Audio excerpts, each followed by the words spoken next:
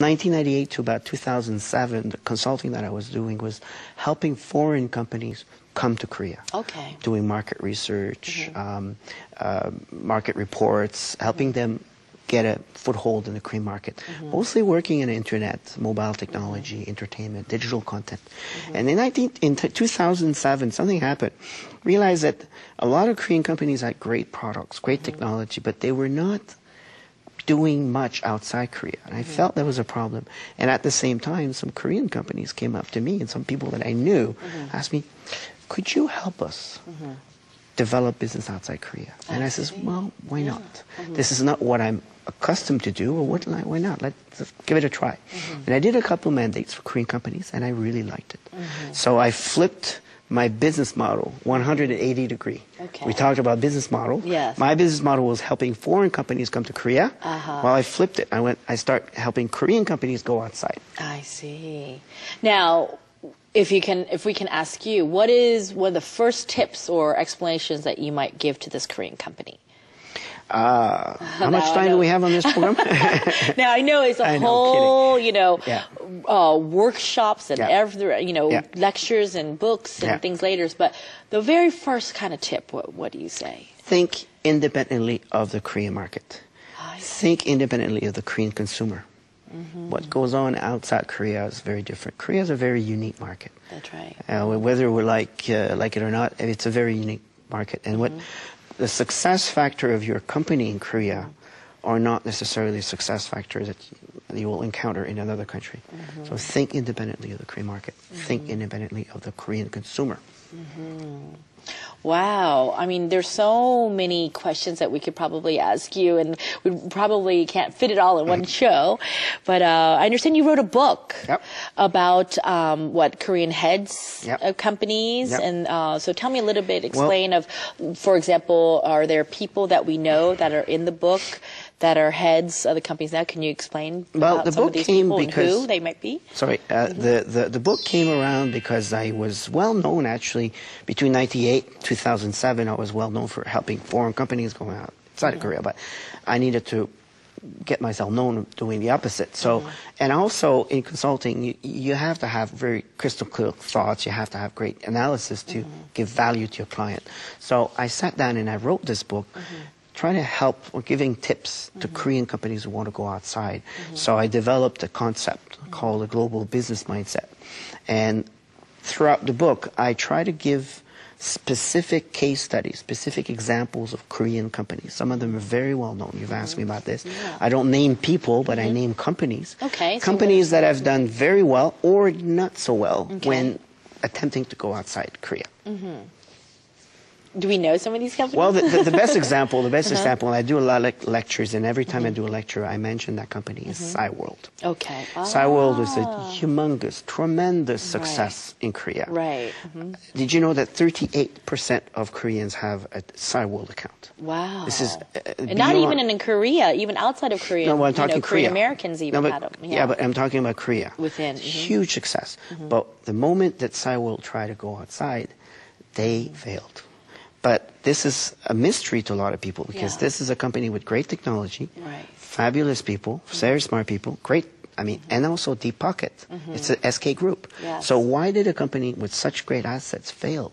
Well, I talk about that in the book. They did not understand what was behind their success in Korea, and they tried to simply transplant their success in another country. It doesn't work. I see. What about the flip side? You've seen flip side. So maybe a very successful international company trying to come in Korea. That didn't work. Is there an example of that? Nokia.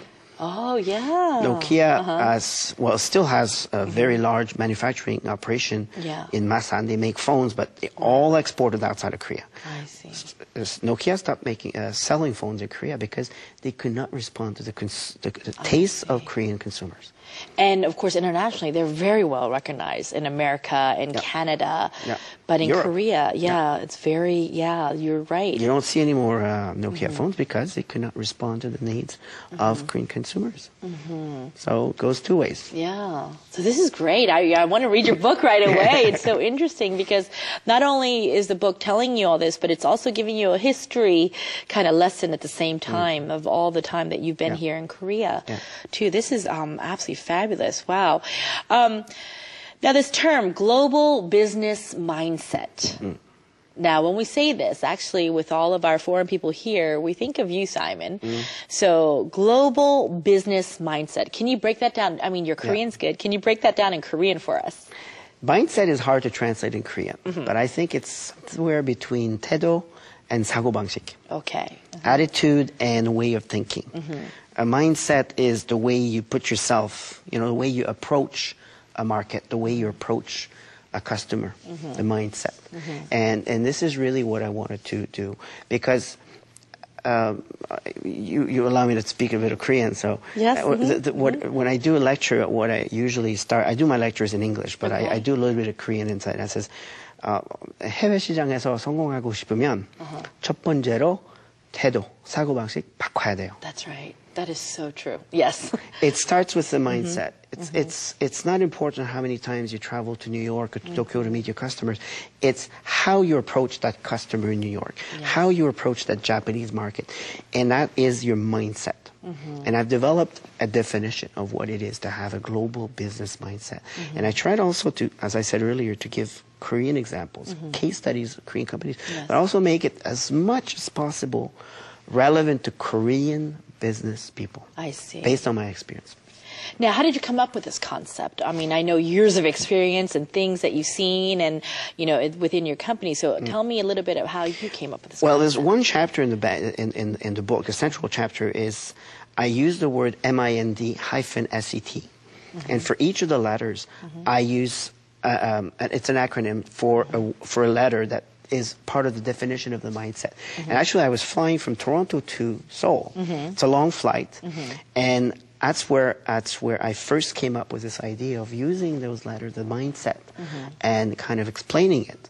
Because I was reading about mindset, in magazines and books, and everybody tells you what, you should have a global business mindset. But what is it? What is it? Exactly. What do I do? In detail. What is it? And if you're a Korean businessman, what is it if you're a Korean businessman? And that's what I really try to do.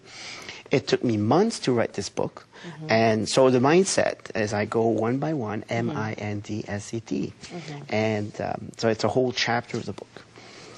I almost want to say, I mean, I've done Korean education for such a long time in Korea too, over 16 years, but I wanted to just suddenly put the brakes on and say, now the question is,